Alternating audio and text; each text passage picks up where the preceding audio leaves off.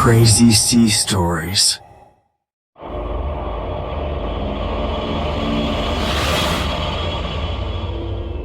The Shadow in Harrow Lane.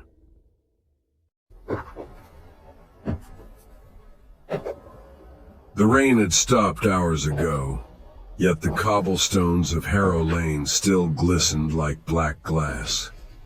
The street was narrow, choked by tall, leaning buildings whose stone walls seemed to bow inward, like they were conspiring to keep secrets. A thick mist curled in from the docks, swallowing the lamplight in muted halos. Samuel Price pulled his coat tighter around him. His boots echoed on the wet stones, each step too loud in the suffocating quiet. He shouldn't have been here. He knew that. Harrow Lane wasn't on any of the tourist maps, not anymore, and locals avoided it with a sort of superstitious dread. But Samuel had never believed in such nonsense. The letter had brought him here. It had been slipped under his hotel door that morning. No address, no signature. Just, "Meet me at the end of Harrow Lane, midnight. I have something of your father's." His father had been dead for 20 years. And Samuel had thought he'd buried all questions about the man long ago. Yet those words, "something of your father's," had hooked deep into him. Now he was here,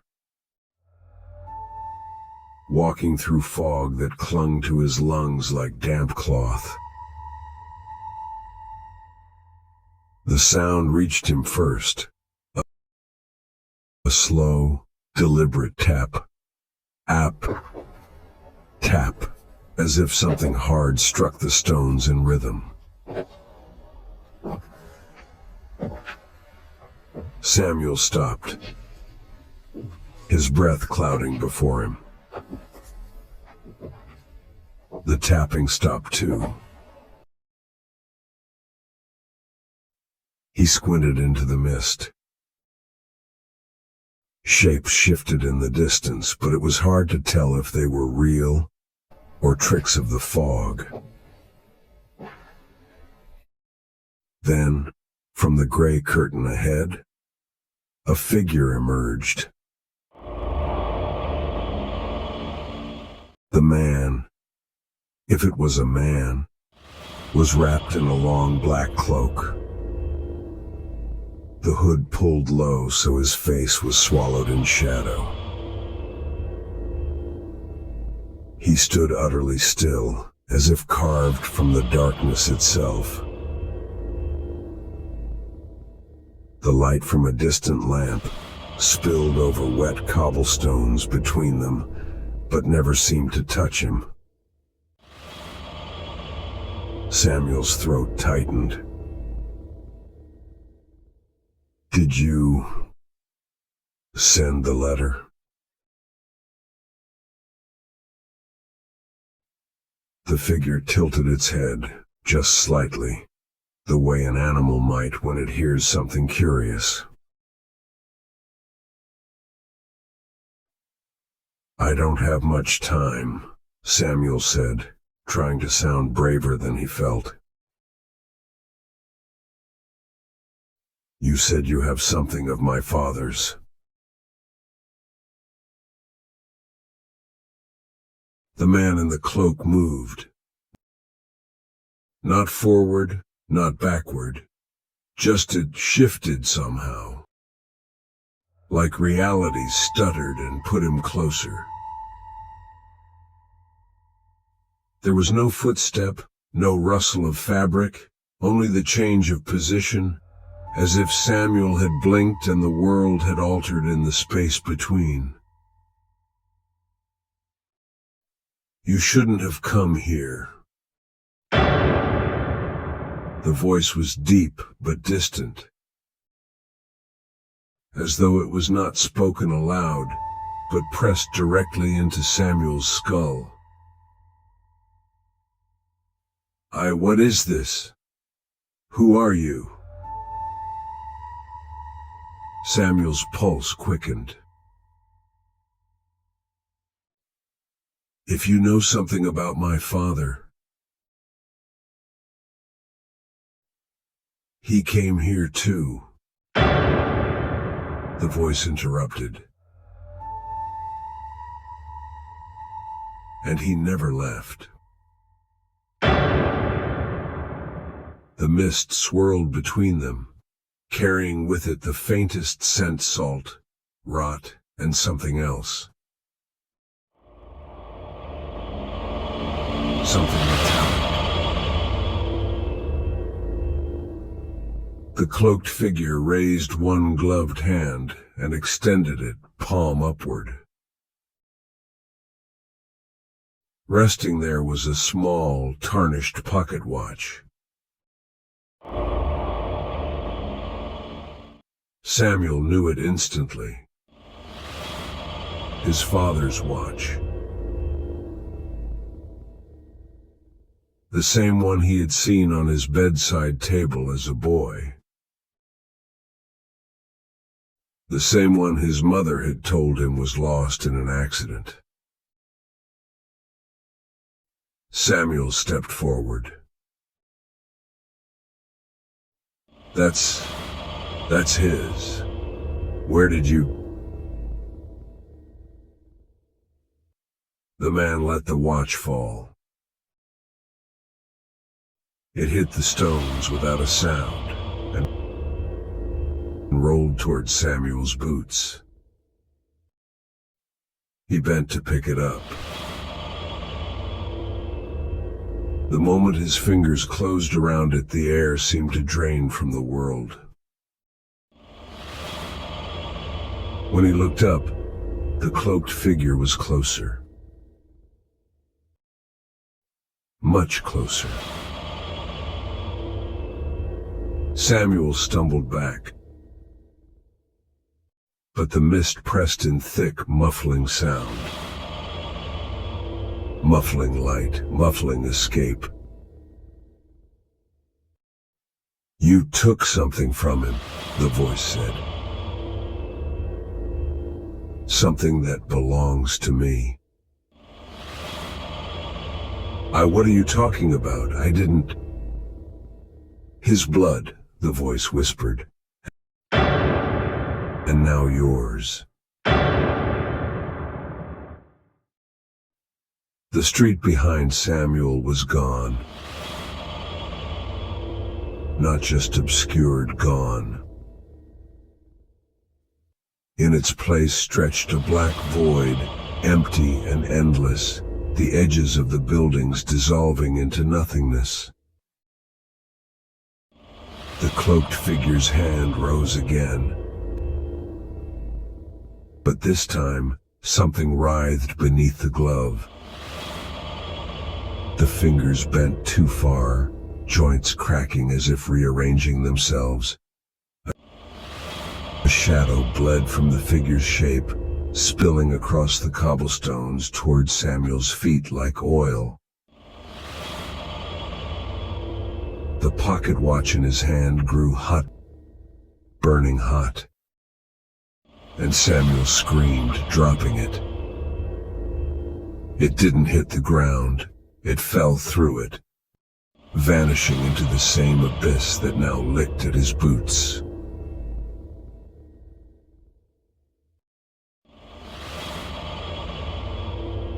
Samuel turned to run, but the void followed, devouring the stones as he moved. His legs burned, his lungs seized. But no matter how far he ran, The fog thickened, the lamplight dimmed, and the sound of the cloaked man's tap, tap, tap never grew farther away. He stumbled and fell, his palms scraping the cold stone. Something caught his ankle, not a hand, not a claw, but a pull, as if gravity itself had shifted beneath him. The ground gave way. Samuel fell into the black. The last thing he saw before the mist swallowed everything was the cloaked figure leaning over the edge. The darkness beneath its hood deeper than the void itself. No one saw Samuel Price again. But on certain fog-choked nights in Harrow Lane, locals claim you can hear it. The slow, deliberate tapping on the stones, and if you follow it, you'll find him standing there, cloaked and hooded, waiting. And the moment you see the pocket watch in his hand, it's already too late.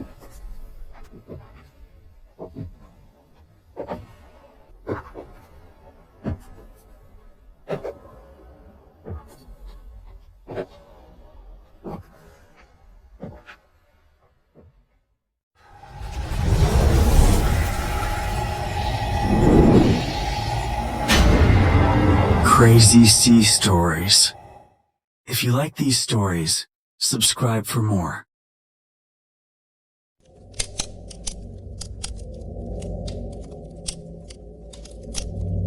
Ashes ain't Silent 8.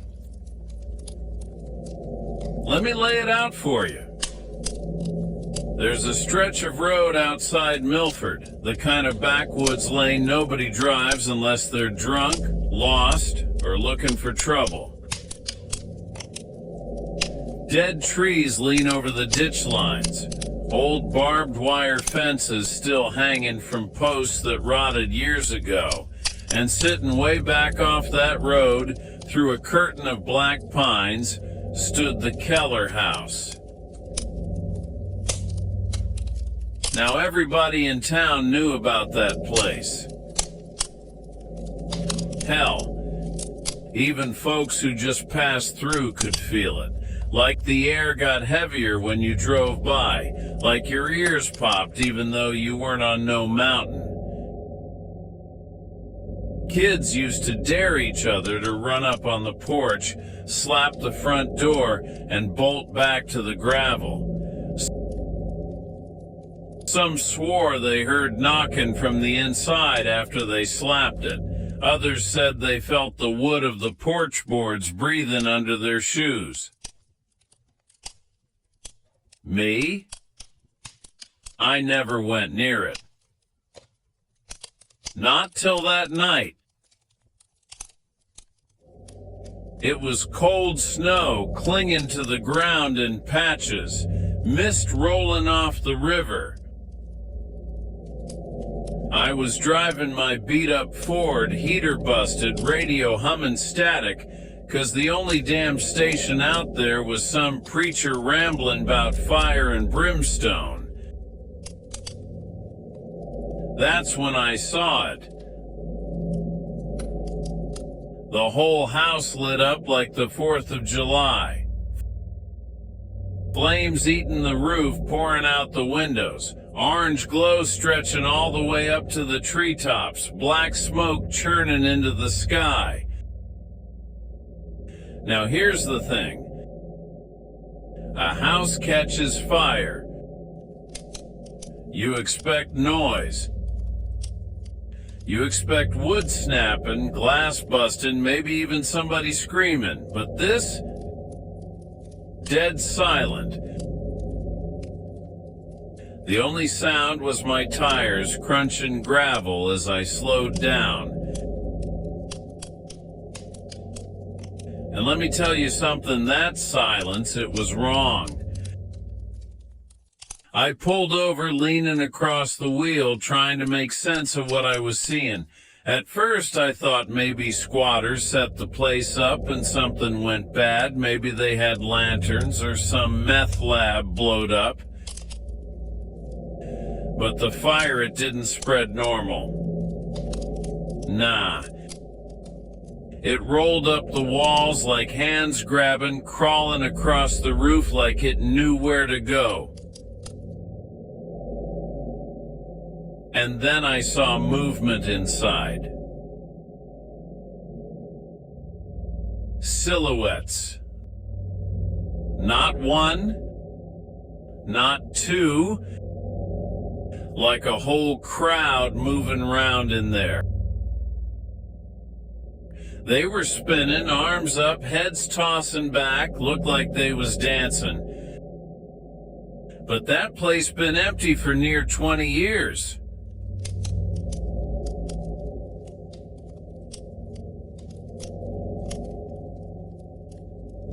So there I was, sitting in my truck, staring at that blaze like a fool. My gut told me to hit the gas, keep driving, don't look back.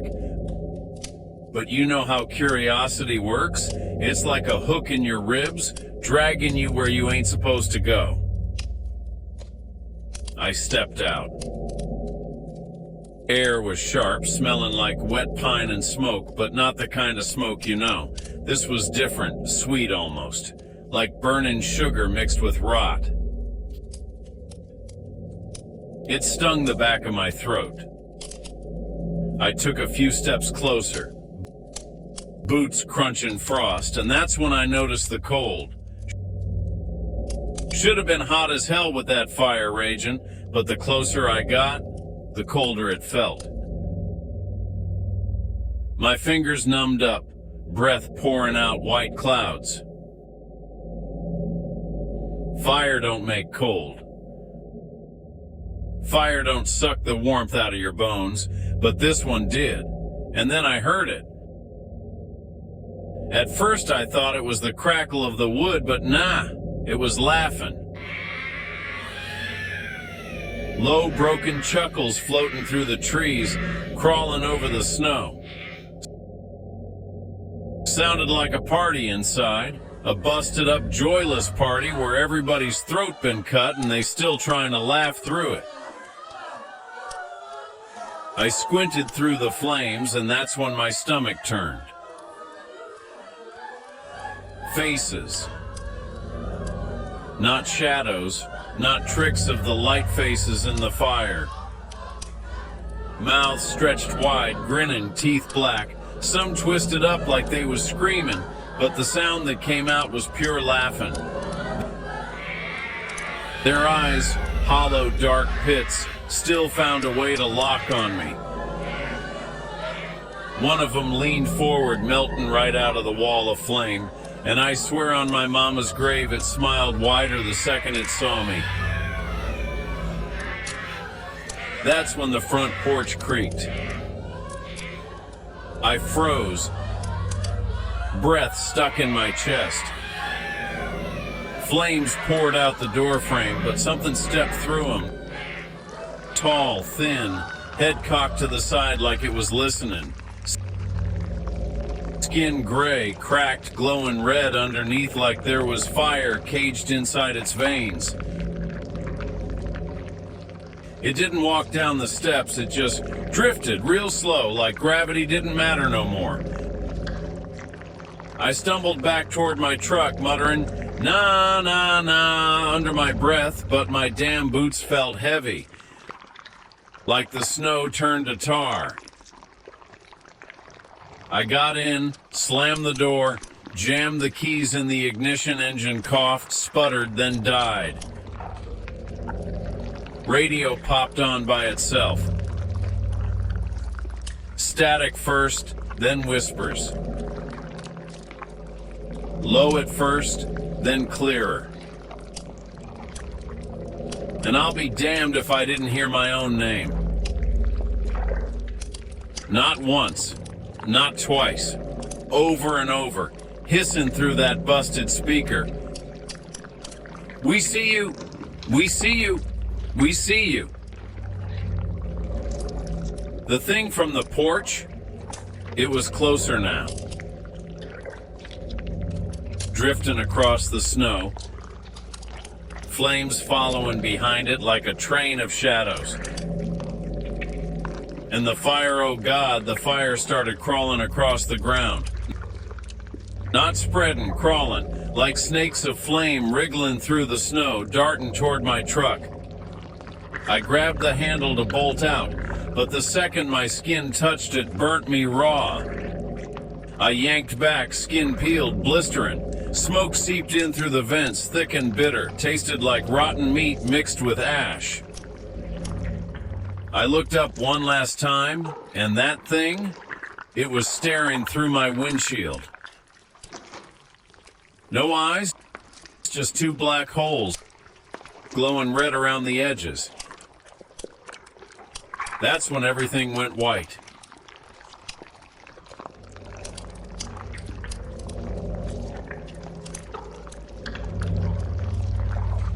I woke up coughing, flat on the ground. Snow under my cheek, truck gone. House gone, just ashes scattering in the wind. Tree line glowing faint from the embers.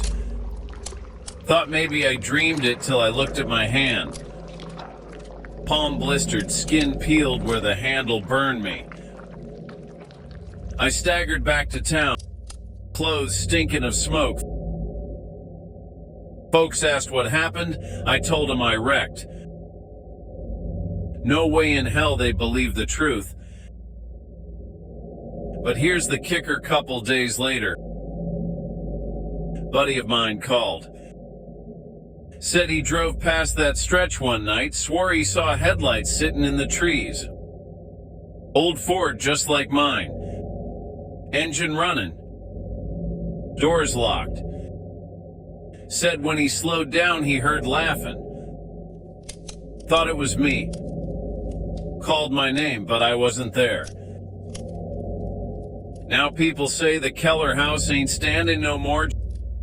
Just a black patch of ground, snow never sticks. But if you stop your car on Devil's Spine after dark, you'll hear it.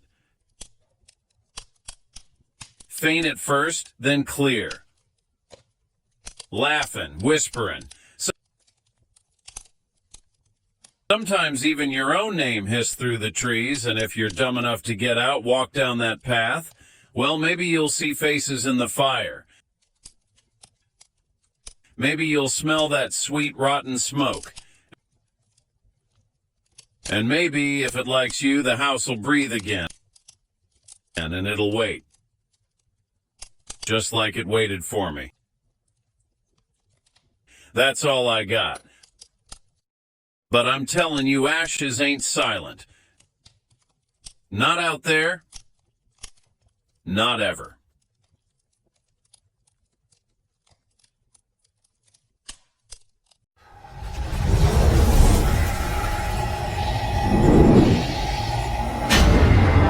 Crazy Sea Stories. If you like these stories, subscribe for more.